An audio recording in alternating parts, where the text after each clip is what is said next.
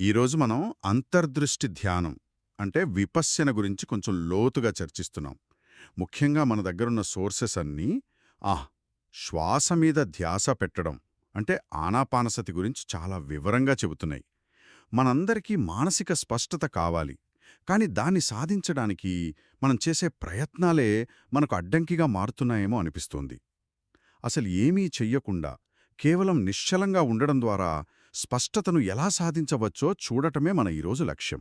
అవును, ఇది చాలా ఆసక్తికరమైన ఆలోచన. స్పష్టత అనేది మనం ఎక్కడినుంచో తెచ్చుకునేది కాదు. అది మనలో సహజంగా ఉండేదే. దానిమీద పేరుకుపోయిన పొరలను తొలగించడానికి మనం సరైన పరిస్థితులను సృష్టించాలి అంతే. అంటే మనసుతో యుద్ధం చేయడం కాదు, దానికి అనువైన వాతావరణం ఇవ్వడమన్నమాట. ఈ సోర్సెస్ ఆధారాన్ని చాలా ప్రాక్టికల్గా చూపిస్తున్నాయి. సరే, అయితే దీన్ని కొంచెం విడమర్చి చూద్దాం. మొదటి అడుగు వినడానికి చాలా సింపుల్గా ఉంటుంది, కానీ ఆచరణలో చాలా కష్టం. అదేంటంటే కదలకుండా కూర్చోవడం. అవును, 2 నిమిషాలకే కాళ్ళు లాగడం, వీపు నొప్పి పెట్టడం మొదలవుతాయి. కరెక్ట్. వెంటనే సర్దుకుని కూర్చోవాలనిపిస్తుంది. ఈ సోర్సెస్ దీన్ని స్థానం మార్చే ఉచ్చు అంటున్నాయి. అసౌకర్యంగా ఉందని కదలామంటే ఆ కొత్త పొజిషన్ కూడా కాసేపటికి అసౌకర్యంగానే అనిపిస్తుంది. నిజమే, అదొక అంతులేని చక్రంలా మారిపోతుంది. అవును. ఇక్కడ అసలు విషయం శారీరక అసౌకర్యం కాదు, దానికి మన మనసు ఎలా స్పందిస్తోంది అన్నదే ముఖ్యం. ప్రతి చిన్న నొప్పికి, ప్రతి చిన్న అనుభూతికి వెంటనే స్పందించాలనే మన అలవాటు చాలా లోతుగా పాతుకుపోయి ఉంటుంది. మ్మ్. కదలకుండా కూర్చోవాలని మనం నిర్ణయించుకున్నప్పుడు ఆ అలవాటును సవాలు చేస్తున్నాం.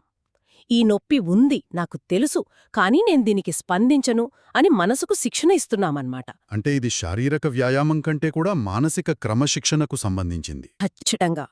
ఆ తక్షణ స్పందనను ఆపగలిగినప్పుడే మనసు ఇంకా లోతైన ఏకాగ్రత స్థాయికి వెళ్ళగలుగుతుంది. కొత్తగా మొదలుపెట్టేవారికి ఒక ప్రాక్టికల్ సలహా కూడా ఇచ్చారు. ధ్యానం మొదలుపెట్టే ముందే నేను 20 నిమిషాలు కదలకుండా కూర్చుంటాను అని గట్టిగా నిర్ణయించుకోవాలి. అవును, ఒక గోల్ పెట్టుకోవాలి. ఆ తర్వాత సమయం పెంచుకోవచ్చు. కానీ ఇక్కడే ఒక విచిత్రమైన విషయం చెప్పారు. లక్ష్యం పెట్టుకోవాలి, కానీ ఆ లక్ష్యాన్ని చేరుకోవడానికి ఒక టైంలైన్ పెట్టుకోకూడదట. మనం సిద్ధంగా ఉన్నప్పుడు అక్కడికి చేరుకుంటాం అని అంటున్నారు.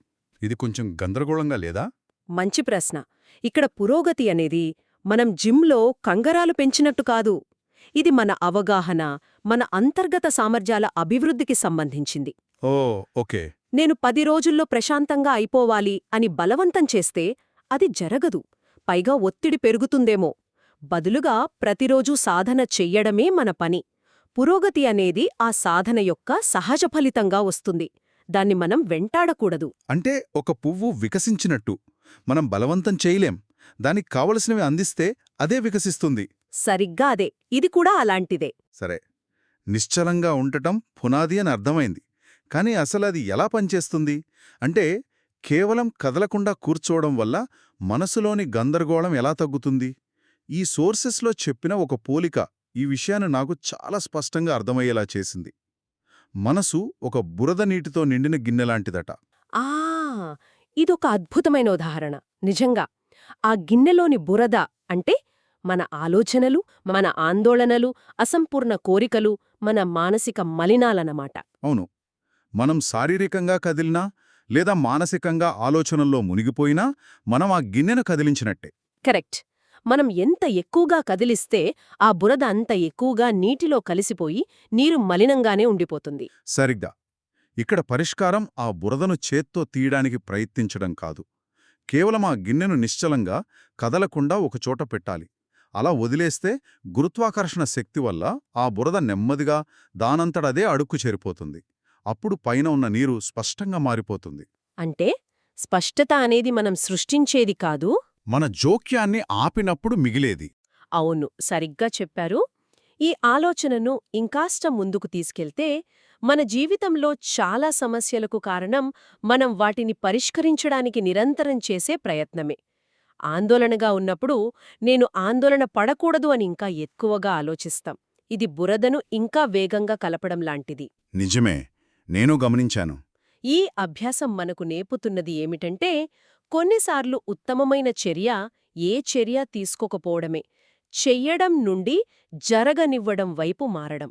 మ్మ్. ఇది సిద్ధాంతపరంగా చాలా బావుంది, కానీ ఆచరణలో కొంచెం కష్టంగా అనిపిస్తుంది. అంటే తీవ్రమైన ఆందోళన లేదా ఆగని ఆలోచనలతో బాధపడేవారికి కేవలం నిశ్చలంగా కూర్చోవడం సరిపోతుందా?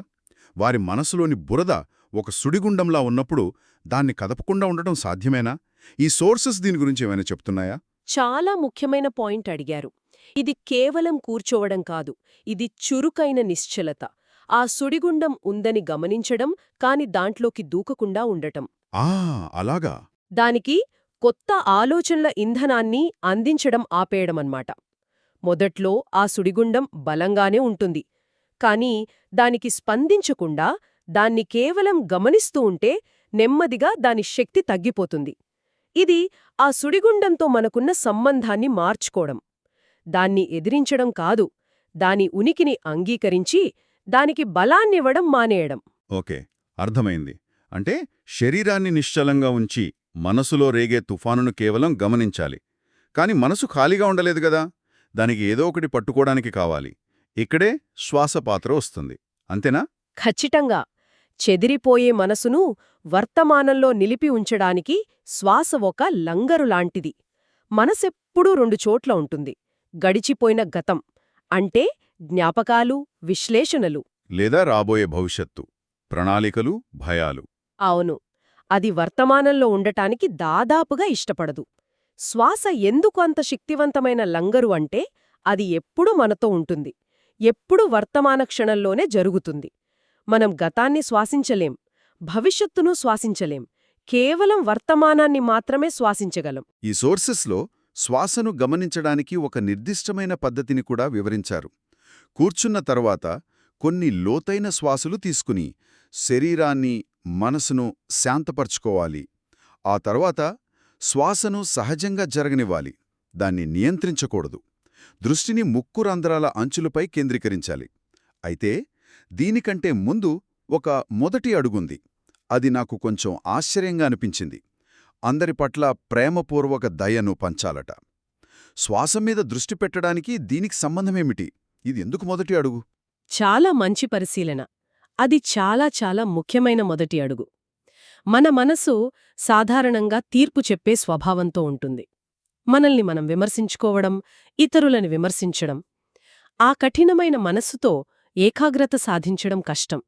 అందుకే సాధన మొదలుపెట్టే ముందు మనసును మృదువుగా మార్చడానికి ఈ అభ్యాసం. ఓ, నేను సంతోషంగా ఉండాలి, నా చుట్టూ ఉన్నవారు సంతోషంగా ఉండాలి అని కొన్ని క్షణాలు మనస్ఫూర్తిగా కోరుకోవటం ద్వారా మనస్సులో ఒక సానుకూలమైన, అంగీకరించే వాతావరణాన్ని సృష్టిస్తాం. విమర్శించే మనసు స్థానంలో దయగల మనసుతో సాధన మొదలుపెట్టితే అది సులభంగా ఉంటుంది. ఇది పొలాన్ని దున్నడం లాంటిది, విత్తనాలు నాటడానికి ముందు. వావ్, అది చాలా లోతైన వివరణ, నిజంగా. సరే, ఆ తర్వాత ముక్కు రంధ్రాల వద్ద శ్వాసను గమనించాలి. గాలి లోపలికి వెళుతున్నప్పుడు, బయటకు వస్తున్నప్పుడు కలిగే స్పర్శను అనుభూతి చెందాలి. దీన్ని ఇంకా సూక్ష్మంగా చేయడానికి శ్వాసచక్రాన్ని 4 దశలుగా విభజించమని సూచిస్తున్నారు. అవును. 1. శ్వాస తీసుకోవడం. 2. శ్వాస తీసుకున్న తర్వాత వచ్చే అతి సూక్ష్మమైన విరామం. 3. శ్వాస వదలడం. 4. శ్వాస వదిలిన తర్వాత వచ్చే మరో సూక్ష్మమైన విరామం. ఆ విరామాలు ఏకాగ్రత అవసరం. మనసు నిశ్చలమయ్యే కొద్దీ ఈ విరామాలు మరింత స్పష్టంగా తెలుస్తాయి. ఓకే. ఈ తర్వాతి పాయింటే నాలో ఒక అద్భుతమైన క్షణం లాంటిది. నేను ఇప్పటివరకు ధ్యానమంటే మనసులో ఏదో ఒకటి అనుకోవడమే అనుకున్నాను. కాని ఈ సోర్సెస్ చాలా స్పష్టంగా చెబుతున్నాయి, పదాలుగా మార్చకూడదు. అంటే నేను శ్వాస తీసుకుంటున్నాను లేదా ఇది పొట్టి శ్వాస అని మనసులో అనుకోకూడదు. దానికి ఏ లేబుల్ అంటించకూడదు. ఇది నా మొత్తం ఆలోచనా విధానాన్ని మార్చేసింది. ఎందుకంటే చాలామంది ధ్యానమంటే అదే అనుకుంటారు గదా. అవును, ఇది చాలా కీలకమైన వ్యత్యాసం. శ్వాస గురించి ఆలోచించడానికి, శ్వాసను నేరుగా అనుభూతి చెందడానికి మధ్య ఉన్న తేడా ఇది. నేను శ్వాస తీసుకుంటున్నాను అని అనుకోవడం అనేది ఒక మానసిక వ్యాఖ్యానం. అది కూడా ఒక ఆలోచనే. అది మళ్ళీ ఆ బురదను కదిలించడమే. కరెక్ట్. లక్ష్యం ఆలోచనలను ఆపి అనుభూతి ప్రపంచంలోకి వెళ్లడం. మాటలు, భావనలు, లేబుల్స్ లేకుండా కేవలం ఆ స్పర్శను, ఆ ఒత్తిడిని, గాలి యొక్క ఉష్ణోగ్రతను ఉన్నది ఉన్నట్లుగా అనుభవించడం. మరి మాటలు లేకుండా దాన్ని ఎలా గమనించాలి, దాని ఆచరణాత్మక రూపం ఎలా ఉంటుంది? నా ఉద్దేశం, మనం దేన్నైనా గమనిస్తున్నప్పుడు మనసు దానికొక పేరు పెడుతుంది కదా. అవును, మనస్సు అలవాటు అది. కాని ఇక్కడ మనం ఆ అలవాటునే మారుస్తున్నాం. ఉదాహరణకు, ముక్కు రంధ్రాల వద్ద గాలి తగిలినప్పుడు చల్లగా అనిపిస్తే చల్లగా ఉంది అని అనుకోకుండా కేవలం ఆ చల్లదనాన్ని అనుభూతి చెందాలి, అంతే. అంటే అనుభూతికే ప్రాధాన్యత ఇవ్వాలి. అవును, ఇది ఒక నైపుణ్యం లాంటిది, సాధనతో వస్తుంది. మనసు శాంతపడే కొద్దీ శ్వాస కూడా మారుతుందని ఈ సోర్సెస్ వివరిస్తాయి. మొదట్లో చంచలంగా ఉన్నప్పుడు శ్వాస వేగంగా, పొట్టిగా ఉంటుంది. ఏకాగ్రత పెరిగే కొద్దీ అది నెమ్మదిగా, పొడవుగా, సమానంగా మారుతుంది. చివరికి మనసు పూర్తిగా నిశ్చలమైనప్పుడు శ్వాస ఎంత సూక్ష్మంగా మారుతుందంటే అది ఉందో లేదో కూడా తెలియనంతగా. సాధకుని పని ఈ మార్పులను బలవంతంగా తీసుకురావడం కాదు, కేవలం గమనించడమే. అంటే నా శ్వాస పొడవుగా మారాలి అని ప్రయత్నించకూడదు. అలా చేస్తే అది మళ్ళీ ఒక కోరిక, ఒక ఆలోచన అవుతుంది. ఖచ్చితంగా అది మళ్లీ బురదను కలపడమే. ఈ మార్పులన్నీ అభ్యాసం యొక్క సహజ ఫలితాలు. వాటిని మనం కోరకూడదు, కేవలం అనుమతించాలి. ఇక్కడ శ్వాస యొక్క స్థితి మనసు యొక్క స్థితికి ఒక అద్దంలా పనిచేస్తుంది. ప్రశాంతమైన శ్వాస ప్రశాంతమైన మనసును సూచిస్తుంది. మనం శ్వాసను నియంత్రించాల్సిన అవసరం లేదు. మనసును నిశ్చలం చేస్తే శ్వాస దానంతట అదే ప్రశాంతపడుతుంది. ముగింపుగా చెప్పాలంటే, ఇక్కడ వివరించిన మానసిక స్పష్టత మార్గం చాలా సరళంగా కనిపిస్తున్నా చాలా లోతైనది. శారీరక నిశ్చలతతో మొదలవుతుంది. అసౌకర్యంతో పోరాడకుండా దానితో సహజీవనం చేయడం నేర్చుకోవాలి. అవును, దాన్ని అంగీకరించాలి. ఈ నిశ్చలత మనసు అనే గిన్నెలోని బురద అడుక్కి చేరడానికి వీలు కల్పిస్తుంది. ఈ మొత్తం ప్రక్రియకు లంగరుగా పనిచేసేది ముక్కు రంధ్రాల వద్ద శ్వాస యొక్క ప్రత్యక్ష పదరహిత అనుభూతి. అవును, ఇది ప్రపంచాన్ని నిరంతరం ఆలోచనలుగా, భావనలుగా, లేబుల్స్గా మార్చుకునే మన అలవాటు నుండి బయటపడటానికి ఒక శక్తివంతమైన శిక్షణ. ఆలోచనల ప్రపంచం నుండి బయటపడి క్షణక్షణం ప్రత్యక్షంగా అనుభవించే ప్రపంచంలోకి అడుగుపెట్టడం లాంటిది. అది శ్వాస వంటి చాలా ప్రాథమికమైన విషయంతో మొదలవుతుంది. ఇది మనకు ఆలోచించడానికి ఒక విషయాన్ని మిగిల్చింది. శ్వాసను నియంత్రించకుండా కేవలం గమనించాలని ఈ సోర్సెస్ పదే పదే నొక్కి చెబుతున్నాయి. జీవితంలోని ఇతర రంగాలలో, అంటే మన సంబంధాలలో, పనిలో లేదా మన భావోద్వేగాలతో వ్యవహరించేటప్పుడు వెంటనే నియంత్రించకుండా లేదా తీర్పు చెప్పకుండా ఒక పరిస్థితిని కేవలం గమనించడం అనే ఈ అభ్యాసం మనకెక్కడ ఎక్కువ స్పష్టతను మరియు శాంతిని తీసుకురాగలదు.